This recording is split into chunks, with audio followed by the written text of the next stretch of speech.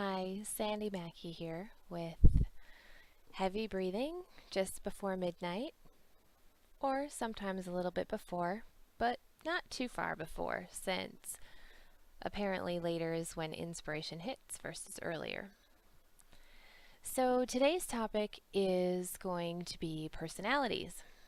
I had actually recorded another talk on personalities a little bit earlier today that I was going to release because I frame a lot of things around personality types and styles of behavior.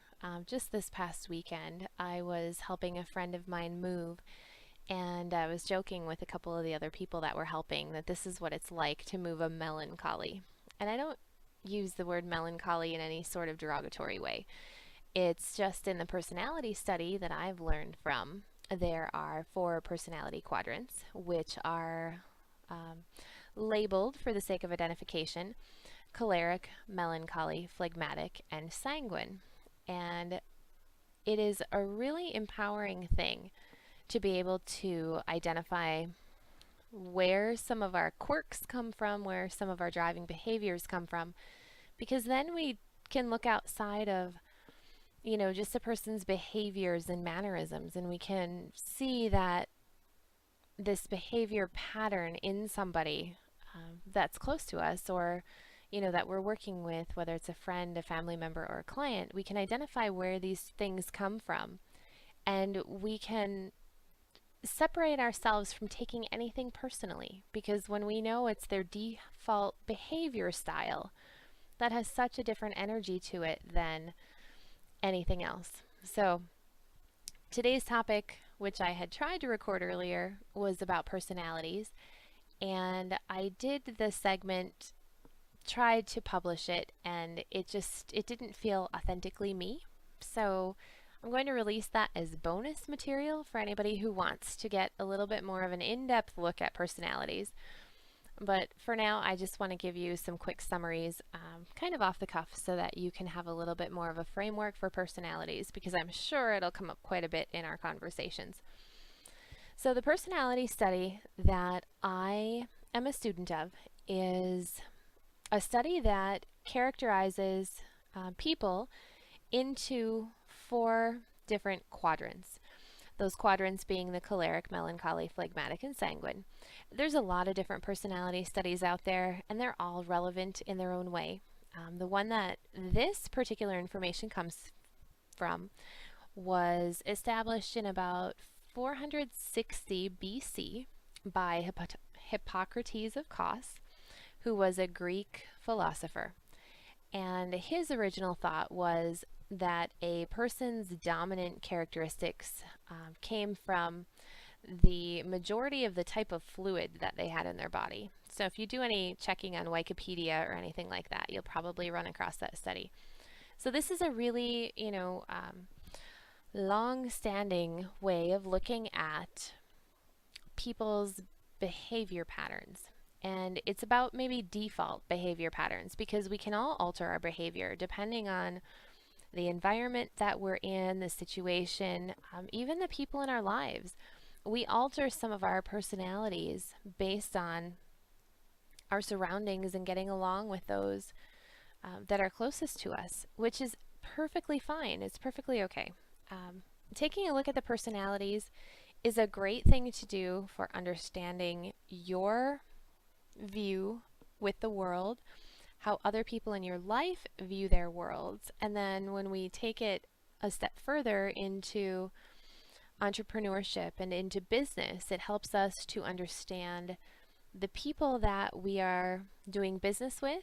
It helps us understand how to market to people, what drives people, what's the motivation for buying decisions, how can we best present and communicate our information so that other people will receive it well. So there's just a whole boatload of reasons why it's important to pay attention to this. Personalities and the study of people and their personalities has been on my radar for quite some time now. I really have to say, though, that the most impactful piece of this for me was when I could look at my children And when I could understand what was driving them and motivating them, and how they were different than me, and how they were similar to me, all at the same time. I think as parents, especially, sometimes, we each have our own parenting style, and we try to help prepare our children as best we can for the lives that they're going to lead. And they don't come with a guidebook, of course. So all we know, all we have, the tools that we have to do this are what we personally know, our personal knowledge. And we could look at the world and we could say that this is the way that it is, and everybody is going to interpret the world in the same way that I see the world. And when you understand personalities, you learn that that's just not the case. Something can happen and it is perceived in four completely different ways. So the personality study really hit home for me when it came to understanding my children, because I do have a daughter who is very much like me and very similar in personality characteristics. And my son is the complete and polar opposite of me in terms of personality. So now that I know what I do know as a result of studying this for quite a while to gain a better sense of perspective about the whole thing, since I've studied this and since I've become aware that I can pay attention to what he's doing, it's really allowed me to interpret things in a whole new way. So hopefully a little bit of what I share with you about personalities will be helpful to you in your life, and then we'll just take it from there. So here is the 5-minute version of personality studies. Like I said, there's a lot of different ones out there. The one that I'll be talking about does have its origins in ancient Greece from Hippocrates, and it does identify the 4 quadrants as choleric, melancholy, phlegmatic, and sanguine. So the easiest way to explain this was actually shared by my business partner. He tells a great story, so I am going to borrow that here and share it with you. To look at the 4 personality types, if there were 4 people walking down the road and they came upon a house that was on fire, the first personality would say, you go call the fire department. You find the buckets, get the water, see if anybody's in the house. They would take control and start directing people around. The second personality would reach into their pocket protector and pull out their calculator, where they would start to do the math at 3,000 gallons per minute times, then we'll be able to put the fire out in X amount of time. And they will have all the precise calculations, and then they'll probably start analyzing the best route to get the water, and yeah, you know how that goes. The third personality will look at the first 2 and say, what can I do to help? Tell me what you need me to do. And you could point them in the direction of the burning house to go check for people, and they would just march right in. They are loyal, they will take direction, and they're looking for, peaceful resolution to all problems, and they're just wanting to help. The fourth personality will look at the fire, say, woohoo, look at the marshmallows, there's a house that's on fire. They're always looking for a good time and not afraid to have a little bit of fun. So those 4 personality types, they would correspond: the driver, the direct personality, the one who takes charge and starts to direct other people around, that's the choleric. The analytic, the person who would grab the calculator and start to make all the figures and analyze the best routes, that would be melancholy. We use the word melancholy not in terms of happy or sad, although the melancholy personality, the one that is so analytic and has the great grasp of rhythm and numbers, a lot of the great artists and musicians are actually melancholy in their dominant personality, which allows them to have such a handle on those patterns that make music and different ways of seeing the world to make art. And a lot of artists and musicians are known for some of their best work during what we could coin as their blue period, because in terms of their emotional cycle, a melancholy is going to have a long, sloping, kind of up and down. And when they go up, they're pretty well up. And then it's a long ride down until they, maybe do hit that blue period a little bit in their lives. some of their most creative work comes from being in that space. The third personality, the one that says, tell me what you want me to do. I'll just, I'll help out any way that I can. The loyal, that's the phlegmatic. And then the fourth personality, woohoo, get the marshmallows. That's the one who's a sanguine. So I like to use the personality study not to classify or label people, but so that we can understand people better and create better ways of communicating and understanding. If things happen, and I could use my son as an example, who's the polar opposite of me. My personality dominant type is usually a choleric, followed by either sanguine if I'm in a networking kind of take charge situation, or maybe a little melancholy phlegmatic if it's something a little bit more low key. So my son, who's the exact opposite, is primarily phlegmatic, almost off the charts phlegmatic, with melancholy. So if our house were on fire, he would stop to tie his shoes. And he wouldn't really kind of understand what the rush was about. So when we can look at the different personalities and we can understand that any situation is going to result in seeing this from so many different perspectives, depending on what your dominant and secondary personality traits are, it just creates a really nice way for us to understand the world and not take offense to things that normally would offend us and be more patient with others. And sometimes, if you're in a situation and maybe something happens and it starts to engage your ego and you get a little bit frustrated, it creates some objectivity when you can back up from that situation and say, I understand why they're taking it this way. I get it. I get that their processing is that they have to go through A and B and C. And I get that I start at C and I go C to B to A. So it creates this new avenue where we can begin to relate to each other in much, much more effective ways. So I want to hit on just a couple positive, really super positive traits for each of these personality types.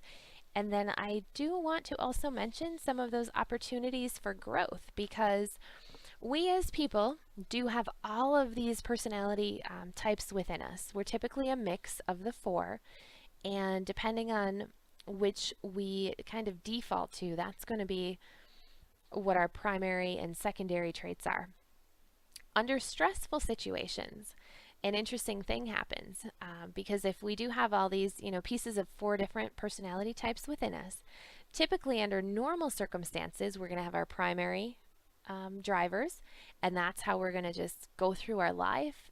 If you're a choleric, you're going to be direct and to the point. You're going to be blunt, taking charge, making things happen. And then your secondary characteristic will come into play, and then your third. When you're under stress or things in your life are even more challenging for you than they would normally be, what people do unconsciously a lot of the time is we try our default characteristic. And if that doesn't work, then we deploy the secondary. And if that doesn't work, we go to the third. And if our last ditch effort to relieve the stress in our life or to change the situation, if our last ditch effort is the last smallest amount of personality trait that we have, that's where we kind of dig our heels in because we have no other options. If this doesn't help me get out of whatever this is or succeed, then there's just, I don't even know what else I would do. So when people are under extreme stress, you will actually see personality shifts. Not because they're consciously making a decision to shift their personality, but because A and B and C haven't worked, all I've got left is D. I better make this happen. So keep that in mind, and if you start to notice some of those things in people around you, you can really help make a difference by understanding those and really helping them understand a little bit more about what's going on in themselves. So positive characteristics for each of the personalities, and I will start with the sanguine. The sanguine personality is outgoing, life of the party. Typically they hit a room, they'll be chatty when they get there, they want to engage, they want to have a great time with a lot of people. If you want to have a fun party, invite the sanguines because they will make it all about them, but they'll also make it pretty exciting. Sanguines also have less of a need for personal space than the other personalities, especially in comparison to the melancholy. So if you are a sanguine, you want to make sure that you are honoring people's boundaries, and whatever a normal, like, personal bubble, personal distance space would be for you, you probably want to double that, because that might be somebody else's almost comfortable zone. Sanguines are often the popular ones. They like the enthusiasm and the excitement. They like encouraging and uplifting others, and most of all, it's about fun. So you want to make sure that if you're living or working with a sanguine and you notice that they're not as happy or bubbly or upbeat as they normally are, there's probably something going on, whether it's in the environment or the way that they're thinking, that you can help them. When we help each other bring joy into our lives, we're actually helping to feed that part of the personality that helps to make that happen. So then let's talk about the phlegmatic personality. One of the best traits about a phlegmatic personality is that they are so loyal. Once someone that is phlegmatic is on your team or on your side, they will be loyal. They are the long distance runners also, where other people like the sanguine might get a little busy, maybe they forget about things. The phlegmatic is not necessarily going to be the starter, but they will be the finisher. They're in it for the long haul. A word of caution, if there are people in your life that you know who are phlegmatic, they are very, very loyal, but they also have a switch inside of them, and that switch would be the loyalty turn-off switch. If you've got a relationship with a phlegmatic, whether it's a client relationship, employer-employee, or a personal relationship, if something happens where that phlegmatic, the primary personality of the phlegmatic, is called up in front of a crowd, or kind of attention is brought to them in a not so good way, meaning maybe they feel embarrassed, or maybe they feel something significant almost happens where they feel they just don't feel comfortable in that. There is a point of no return with a phlegmatic where that switch will flip, and where there was once a loyal part of the team, if you've embarrassed them or if you've called them out on something, that switch, once it flips, they're done. And there's really not much that you can do to recover from that. So, they're really, really peaceful until you kind of get their back against the wall, and then things could change. Phlegmatics are excellent at staying calm and make great mediators. They see both sides of the story. They don't have to rush to judgment like the choleric does. Great listeners. They like to make sure that everybody is having a good time, so they're very relaxed and comfortable peace seekers. Very, very genuine as well. One of the major things that a phlegmatic needs versus the sanguine needs people, needs excitement, needs, activity. Phlegmatic really likes that peace and quiet time, so that's something definitely to honor in that personality. Melancholy. Let's talk about melancholies. One of my favorite personality types for a number of reasons. One of which is that a melancholy personality, especially the ones who really like spreadsheets, think that the entire world can be organized on an Excel spreadsheet. This is really awesome, unless you don't like details or spreadsheets, which cholerics mostly don't like details and spreadsheets. So I think that we're really, really glad that there are people in this world who do. So melancholies are the analytic. They're great at paying attention to detail, explaining things, doing things in the right way. They don't want to buck the system, although they might analyze the system. Excellent with numbers and charts and graphs. Pretty sensitive and pretty intuitive to the needs of other people. And they are very articulate. Typically, a melancholy is going to pay close attention to spelling and grammar. And if things like that are off base, whether it's in emails or on websites, a melancholy is the personality that's going to go through your website and send you every single page where you have spelling errors and the proper way to correct that. So, that's a great and awesome gift to be giving the world. We need more of that. Um, there are a lot of, of course, in my life, I come across a lot of people in a lot of different avenues, whether it's entrepreneurship, small business, and a lot of different things. And the ones that are closest to me, especially that fall into the melancholy category, know that if you ever say, oh, come into this room and look on the whiteboard and look at the diagram that I've drawn you, they kind of know that that's not my favorite thing. But when we understand, and when I understand that other people have different personality characteristics that, are strong needs in them, then I know to kind of meet halfway and take the time to look at the diagram on the whiteboard. And then in turn, the melancholies know that I really don't need all those details. So, we come to a happy place instead of one where it's lopsided and we just don't understand each other. So last but not least, let's talk about the choleric personality and some of the pluses. The choleric personality is great at kind of taking charge, making quick decisions, not letting a lot of things kind of hold them up. They give quick and clear instruction. However, in the haste to give quick and clear instruction, sometimes they don't take the time to make sure that they understand that everybody else understands. A choleric, in their desire to get things done, can often kind of run over people in the process, because if a choleric says, maybe I'd like you to file this report or make this phone call, it doesn't mean sometime later next week when you feel like it. It means I wanted it done already. So, that's one of those maybe impatient, urgent kind of a thing that the choleric has as a default characteristic that really none of the other personalities have. So again, whether you are a choleric or you are any of the other personalities and you're in a situation with a choleric, the choleric needs to know to give clear instructions with clearly defined deadlines and make sure that it's being communicated properly. And then the other personalities, the sanguine needs to kind of pay attention to that.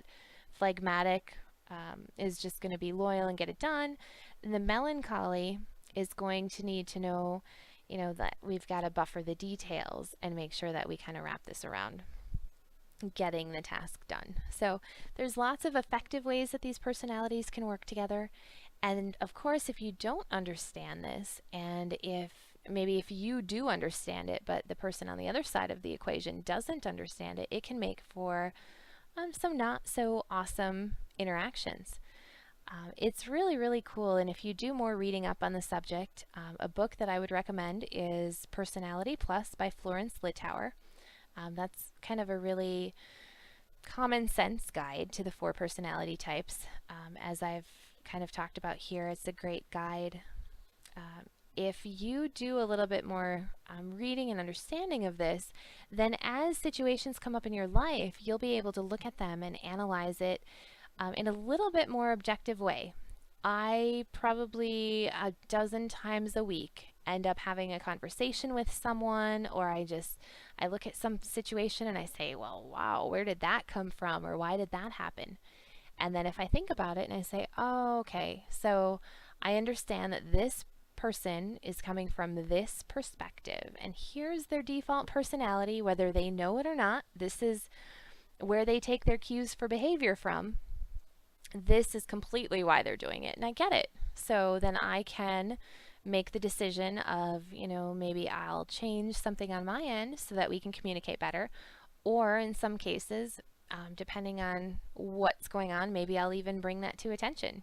Say, I realize that you and I aren't quite seeing the same thing on this, and here's where I'm coming from, here's what's important to me, and then I'm guessing that this is where you're coming from, but why don't you tell me a little bit more? So it's a great way to kind of wrap that whole discussion together. So I felt that it was important to give you this discussion of personalities tonight just a little bit, because it does play such a huge part in everything that we do. And I don't think that we're introduced to the personalities early enough, or I guess maybe pay attention to it enough. Or maybe it was just me. Maybe I just missed, personality understanding day in life until I was ready for it, which, that happens sometimes too. So, anyway, it was important to me, so I felt that it was important to you.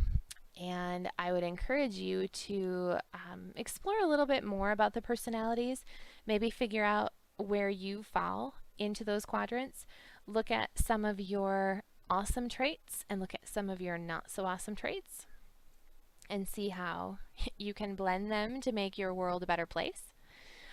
It's kind of funny. I had recorded the other personality segment earlier and it didn't feel quite right to me. And then my choleric personality's default would say, oh, just go ahead and release it anyway because I'm not perfect and it's just what came to mind and it's what I had to say. And it was a little too, I don't know, it was a little too haphazard for me the way that I put it together. And it didn't come across as, positive as I would have liked it to. So choleric is also overly critical. And yes, I am working on that each and every day to make sure that I make my world a better place. So, on that note, until next time, make it a good one.